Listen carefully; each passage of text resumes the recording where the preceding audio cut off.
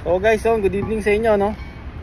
So meron tayong kasama ngayon, guys, na na marahil kilalang kilala nyo na rin kasi siya naman yung lagi ko rin kasama rito, ganun.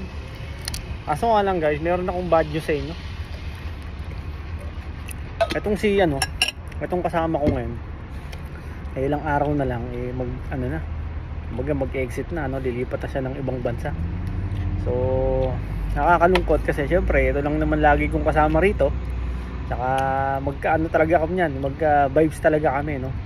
So mga ilang buwan pa, no? 7, 5 buwan tayo nagkasama, no? 5 buwan. O mga 5 months kami nagkasama talaga nito, na masasabi ko na parang hindi sapat yung 5 months para para kakilala kami ng ganun. Do kilala ko na rin naman siya.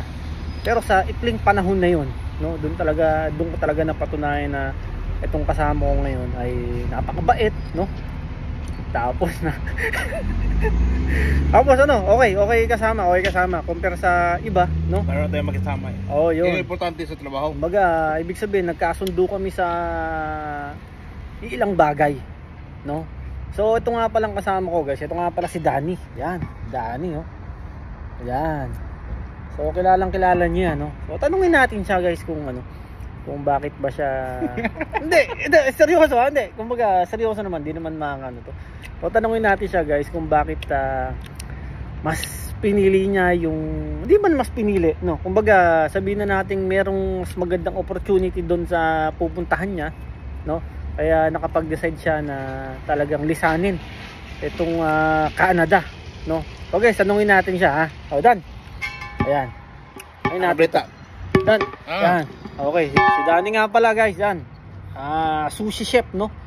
So, Dan, tanong ko lang, ano ba yung nag-udyok sa'yo para maglisanin itong Canada, no? Ano ba yung kumbaga, direct to the point na lang tayo para at least malaman din ng mga viewers natin kung bakit nagkakaroon tayo ng ganong sitwasyon. O, Dan, ha? Harap ko sa'yo, ha? O, sige, harap mo, pre. Sige, Dan.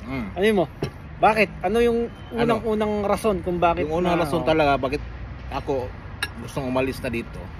Aalis na pala. Yung sahod. Hindi lahat ang nandito malaki yung sahod. Tama. Minimum lang kami dito. Tapos close working permit pa. Di kami maka double job. So yung sahod namin sa isang linggo, 5 araw yun. Minsan hindi pa naka 40 hours per week. Kukulangin talaga. Pag may pamilya ka na sinusuportahan ba? May college na ako, may high school. Kulangin talaga. So kulang talaga, no? Tapos ano pa?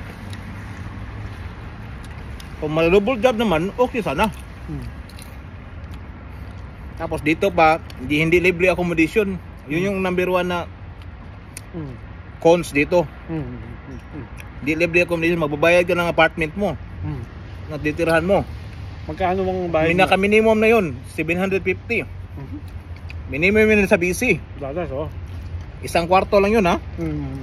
Pag naka-master bedroom ka, 1,000 yun. Kaya hindi magkasya. Tapos may tax ka pa. Yun talaga yung main reason bakit ako gusto umalis. Yun lang, pre. Sana may makuha silang idea ba? Na hindi wag basta-basta pumunta dito. Pag-isipan mabuti. Tapos kaya ba ng budget nyo? Tapos isipin nyo na rin yung malalaki na yung pamilya nyo. Pag malaki na pamilya nyo, tapos okay yung kitaan nyo sa Pinas, wala na kayong pumunta dito. Wag na, no? Wag na.